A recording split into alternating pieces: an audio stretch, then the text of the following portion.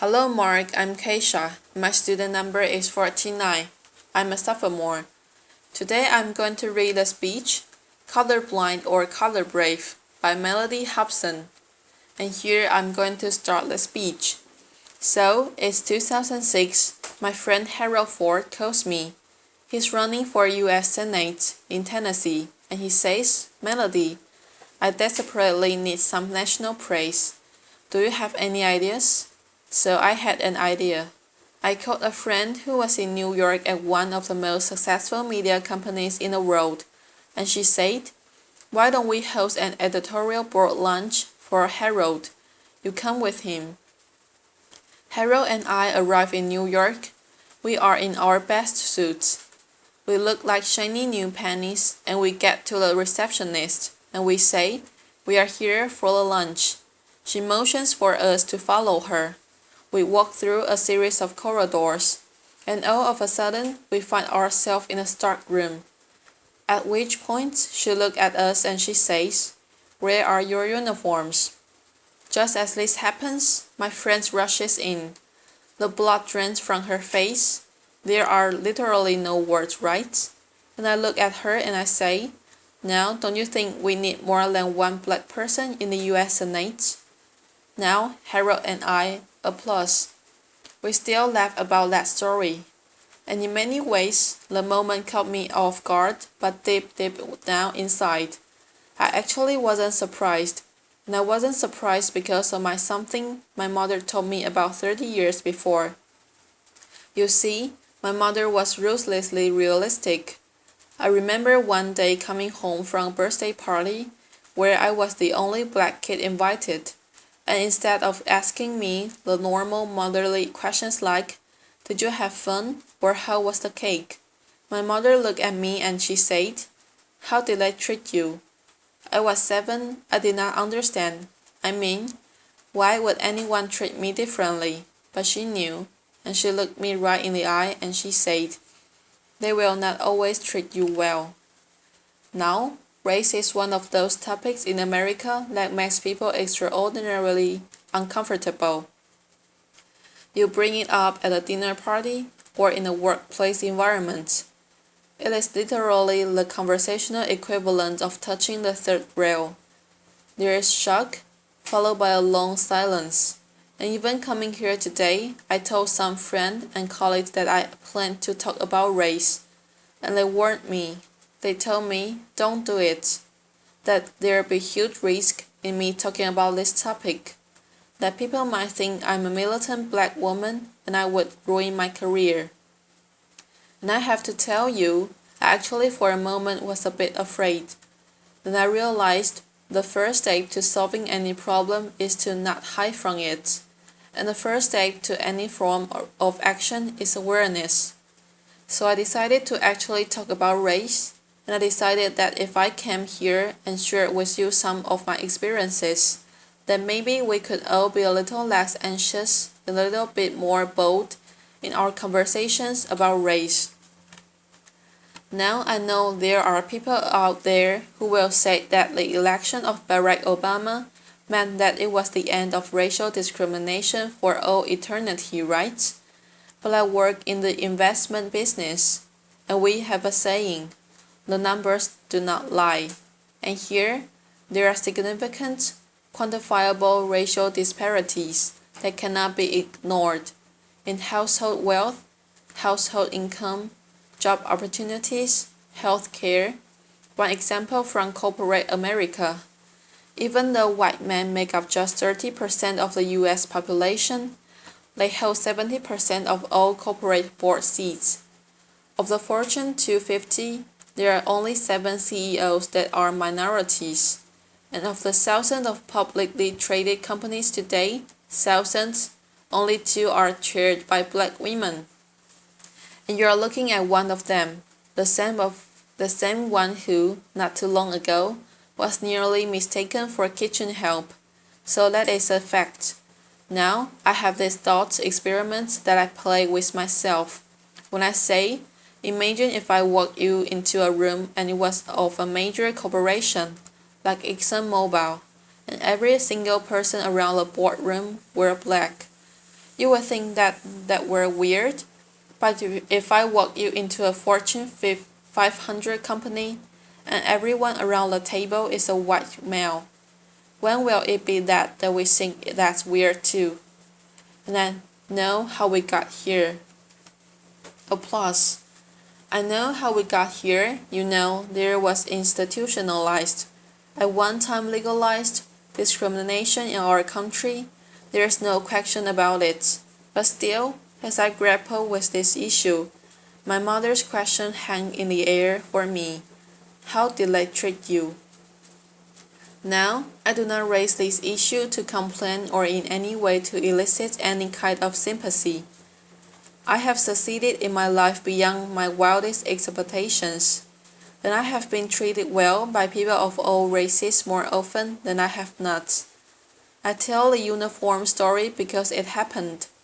I cite those statistics around corporate board diversity because they are real. And I stand here today talking about this issue of racial discrimination because I believe it threatens to rob another generation of all the opportunities that all of us want for all of our children, no matter what their color or where they come from. And I think it also threatens to hold back business. You see, researchers have coined this term color blindness to describe a learned behavior where we pretend that we don't notice race. If you happen to be surrounded by a bunch of people who look like you, that's purely accidental. Now, color blindness, in my view, doesn't mean there's no racial discrimination and there's fairness. It doesn't mean that at all. It doesn't ensure it. In my view, color blindness is very dangerous because it means we are ignoring the problem. There was a corporate study that said that instead of avoiding race, the really smart corporations actually deal with it head-on. They actually recognize that embracing diversity means recognizing all races, including the majority one. But I'll be the first one to tell you, this subject matter can be hard, awkward, uncomfortable, but that's kind of the point. In the spirit of debunking racial stereotypes, the one that black people don't like to swim, I'm going to tell you how much I love to swim. I love to swim so much that as an adult, I swim with a coach. And one day my coach had me to do a drill where I had to swim one end of a 25-meter pool without taking a breath. And every single time I failed, I had to start over. And I failed a lot. By the end, I got it. But when I got out of the pool, I was exasperated and tired and annoyed. And I said, why are we doing breath holding exercise? And my coach looked at me and he said, Mellody, that was not a breath holding exercise. That drill was to make you comfortable being uncomfortable, because that's how most of us spend our days. If we can learn to deal with our discomforts and just relax into it, we'll have a better life. So I think it's time for us to be comfortable with the uncomfortable conversation about race. Black, white, Asian, Hispanic, male, female, all of us. If we truly believe in equal rights and equal opportunity in America, I think we have to have real conversations about this issue. We cannot afford to be colorblind. We have to be color brave. We have to be willing. As teachers and parents and entrepreneurs and scientists, we have to be willing to have proactive conversations about race with honesty and understanding and courage. Not because it's the right thing to do, but because it's the smart thing to do. Because our businesses and our products and our science, our research, all of that will be better with greater diversity. Now, my favorite example of color bravery is a guy named John Skipper. He runs ESPN. He's a North Carolina native, quintessential Southern gentleman, white, he joined ESPN, which already had a culture of inclusion and diversity. But he took it up a notch. He demanded that every open position have a diverse slate of candidates. Now he says the senior people in the beginning bristles, and they would come to him and say, "Do you want me to hire the minority, or do you want me to hire the best person for the job?" And Skipper says his answers were always the same, yes. And by saying yes to diversity, I honestly believe that ESPN is the most valuable cable franchise in the world. I think that's a part of the secret sauce. Now I can tell you, in my own industry, at Aerial Investments, we actually view our diversity as a competitive advantage, and that advantage can extend way beyond business. There's a guy named Scott Page at the University of Michigan. He is the first person to develop a mathematical calculation for diversity. He says, if you are trying to solve a really hard problem, really hard, that you should have a diverse group of people, including those with diverse intellect. The example that he gives is the smallpox epidemic. When it was ravaging Europe, they brought together all these scientists, and they were stumped. And the beginnings of the cure to the disease came from the most unlikely source.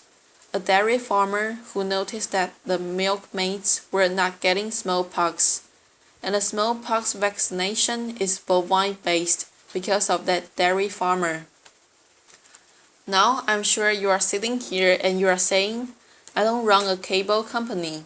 I don't run an investment firm. I'm not a dairy farmer. What can I do? I'm telling you, you can be color brave. If you are part of a hiring process or an admissions process, you can be color brave. If you are trying to solve a really hard problem, you can speak up and be color brave. Now, I know people will say, but that doesn't add up to a lot. But I'm actually asking you to do something really simple. Observe your environment, at work, at school, at home. I'm asking you to look at the people around you purposefully and intentionally. Invite people into your life who don't look like you, don't think like you, don't act like you. Don't come from where you come from, and you might find that they will challenge your assumptions and make you grow as a person. You might get powerful new insights from these individuals, or, like my husband, who happens to be white, you might learn that black people, men, women, children, we use body lotion every single day. Now, I also think that this is very important so that the next generation really understand that this progress will help them, because they are expecting us to be great role models. Now, I told you my mother, she was ruthlessly realistic. She was an unbelievable role model. She was the kind of person who got to be the way she was because she was a single mom with 6 kids in Chicago. She was in the real estate business, where she worked extraordinarily hard, but oftentimes had a hard time making ends meet. And that means sometimes we got our phone disconnected, our lights turned off, or we got evicted. When we got evicted, sometimes we lived in this small apartment that she owned, sometimes in only 1 or 2 rooms, because they weren't completed, and we would heat our bath water on hot plates. But she never gave up hope, ever, and she never allowed us to give up hope either. This brutal pragmatism that she had, I was 4, and she told me, "Mommy is Santa," left her. She was this brutal pragmatism. She taught me so many lessons, but the most important lesson was that every single day she told me, "Mellody, you can be anything." And because of those words, I will wake up at the crack of dawn, and because of those words, I will love school more than anything. And because of those words, when I was on a bus going to school, I dream the biggest dreams, and it's because of those words that I stand here right now, full of passion, asking you to be brave for the kids who are dreaming those dreams today. Applause. You see, I want them to look at a CEO on television and say, I can be like her, or he looks like me. And I want them to know that anything is possible, that they can be achieve the highest level that they've ever imagined, that they will be welcome in any corporate boardroom, or they can lead any company. You see, this idea of being the land of the free and the home of the brave is woven into the fabric of America. America, when we have a challenge, we take it head on. We don't shrink away from it. We take a stand. We show courage. So, right now, what I'm asking you to do, I'm asking you to show courage. I'm asking you to be bold. As business leaders, I'm asking you to not to leave anything on the table. As citizens, I'm asking you not to leave any child behind. I'm asking you not to be colorblind, but to be color brave, so that every child knows that their future matters and their dreams are possible. Thank you. Applause. Thank you. Thanks. Thanks. Applause. This is the end of the speech. Goodbye, Mark.